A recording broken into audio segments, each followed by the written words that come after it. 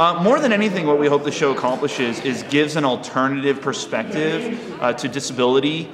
I've worked in the field since I was 11 years old with many different groups all over the country.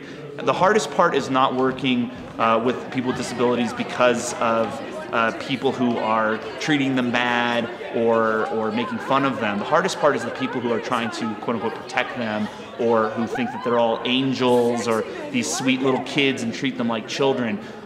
We really hope that this show, more than anything, will be a fresh perspective on disability and show that people with disabilities can make fun of themselves, they can make fun of disability, they can make fun of people looking at them, and they can be just as provocative and incendiary as anybody else. You were at the cafeteria, and you met this girl delivering Haagen-Dazs ice cream. A long pause followed, and she said, "No, I went to the cafeteria for ice cream, and I met this girl, she works for the Holocaust Memorial, not Haagen-Dazs." Soon after, I began my 15-year journey in pursuit of obtaining cochlear implants in order to regain some semblance of hearing. And I made a pledge. I said, so help me, if they ever say yes to go ahead with the procedure, I will personally go out and celebrate by having Haagen-Dazs. And that's just what I did. And we've done it every year since on the anniversary of my implant surgery.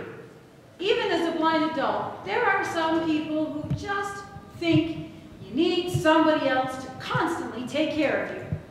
So imagine their surprise when they see two blind people fall in love and get married and take care of each other. Not once, but twice. When I was married to my first husband, James, we used to get all kinds of comments about our mixed marriage. So he's black and I'm white, and trust me, I've heard every love is colorblind joke you can come up with. Unfortunately, when it comes right down to it, sometimes when you're blind, people think there is a plethora of other disabilities that go along with it. But the truth of the matter is, we are not all Helen Keller, and one disability does not make a host of others. Thank you. Excuse me, is the seat taken? Not right now, no. Thanks.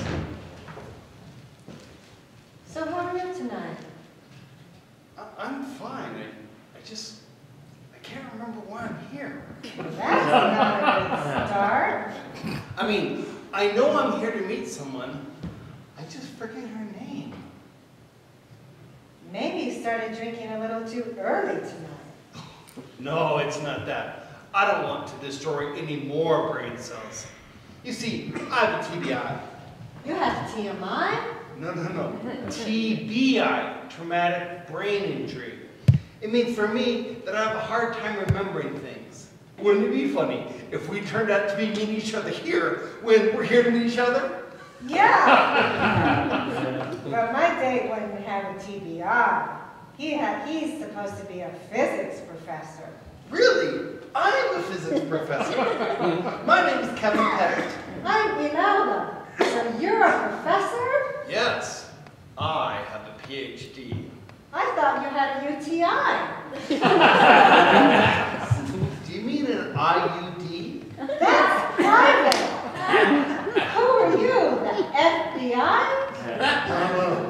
TBI. Although I did get my PhD before I got my TBI. They're the #1 cause of disability in this country, FYI. PhDs? No, TBIs. Oh, I see. What brings you here? I'm Kevin Pettit. I'm Imelda. That's such a nice name. I've never heard it before. Hi everybody, my name is Rick, and as you might be able to tell, I am blind. And I have a somewhat serious poem for you guys tonight that was inspired by a man who was just a little bit too helpful. So here goes.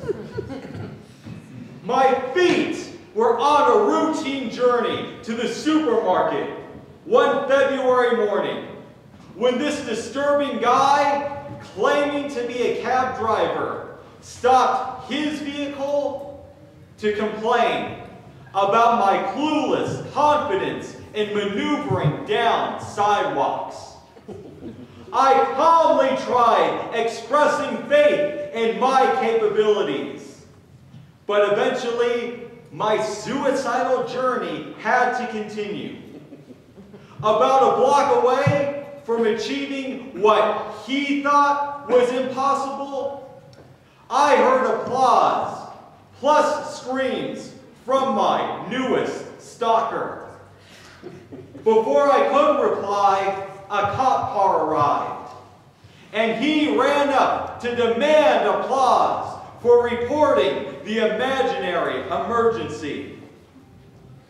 His perception was shaped by the same society that relies on terminology like lighthouse to legally pay blind workers less than minimum wage, yet complains and can place us in jail for discovering currency under the table.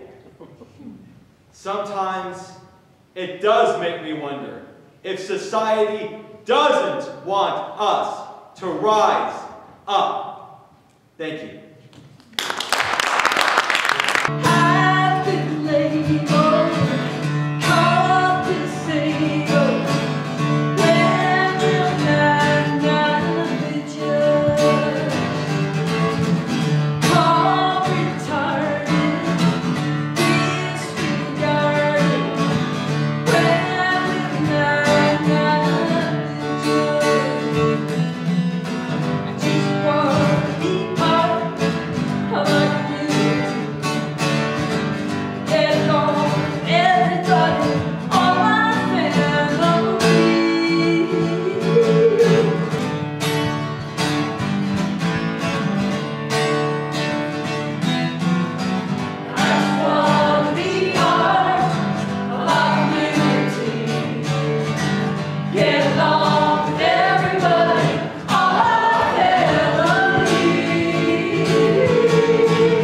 If you can read like this, but not like this, you might be disabled. If you can read lips from across the room but can't hear your own cell phone ringing, you might be disabled. If you can save a few $100s on your utility bill because the only time you turn on the lights is when your friends come over, you might be disabled.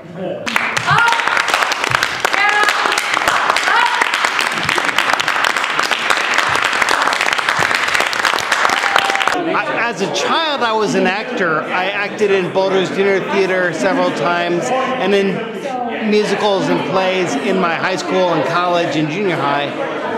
But then I acquired a traumatic brain injury, and that put me out of acting for a bit. It was a severe traumatic brain injury. I was supposed to die, and the doctor wanted to withdraw my life support, but my family wouldn't allow that.